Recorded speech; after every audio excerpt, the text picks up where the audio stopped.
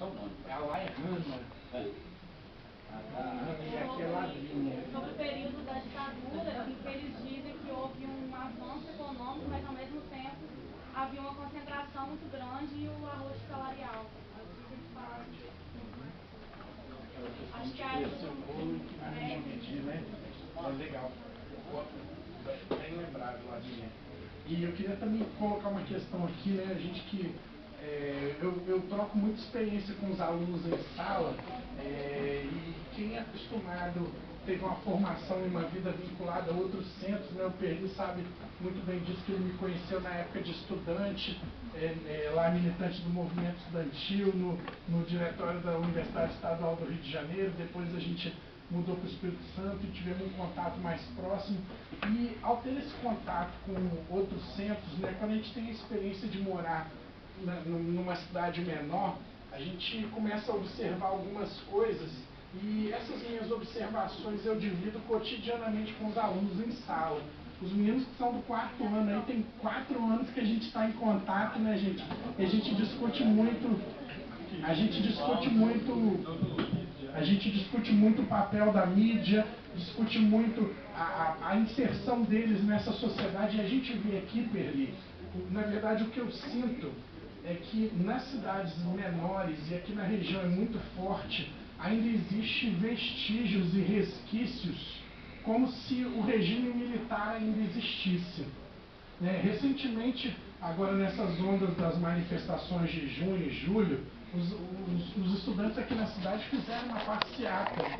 Vocês estão lembrando ano passado, né? O pessoal do Grêmio da escola participou, alunos participaram, e aí o que eu percebi, e esse foi um dos momentos de muita reação conservadora aqui na região, o aluno que estava participando de uma passeata pacífica, bacana, com uma pauta legal, lutando pelos seus direitos, era visto por parte da população como o cara arruaceiro, o cara que não tem o que fazer, né, o cara da bagunça. Então, quer dizer, isso é muito vivo aqui na região, e eu acho, e eu converso isso com os garotos, Perli, eu acho que, de certo modo, esse discurso é bacana para um setor que controla a região, no sentido de manter algumas estruturas lá do tempo do regime militar para manter as pessoas caladas. Então existe fortemente preconceito de raça, existe fortemente preconceito social, né? Existe fortemente preconceito religioso. Eu percebo que existe uma maioria religiosa que muitas vezes se posiciona de uma forma preconceituosa contra aquelas religiões que são minoritárias.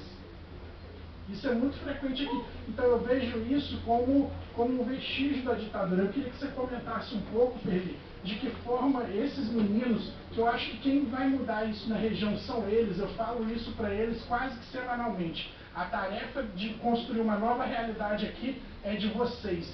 As nossas carteiras aqui são verdes.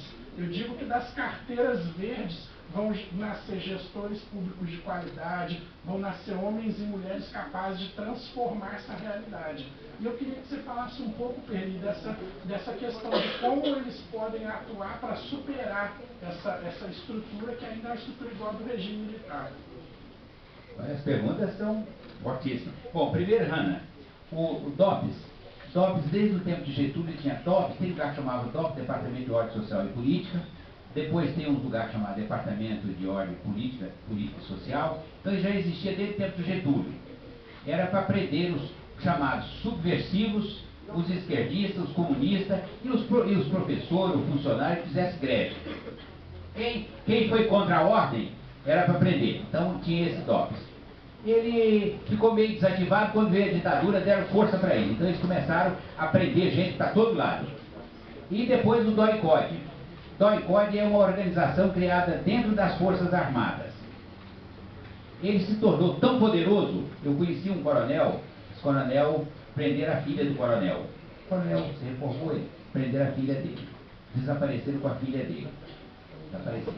Eu vi ele visitando a gente na prisão, vinha ele e a mulher dele sonhando um dia encontrar a filha. Ele ia num lugar. Quando ele chegava num quartel, às vezes um coronel recebia ele, porque era coronel, mais ou menos do mesmo tamanho. Quando ele ia num centro de tortura, às vezes era um sargento que estava lá, um tenente, estourando, ele era desacatado pelo sargento e pelo tenente, que era do doicode.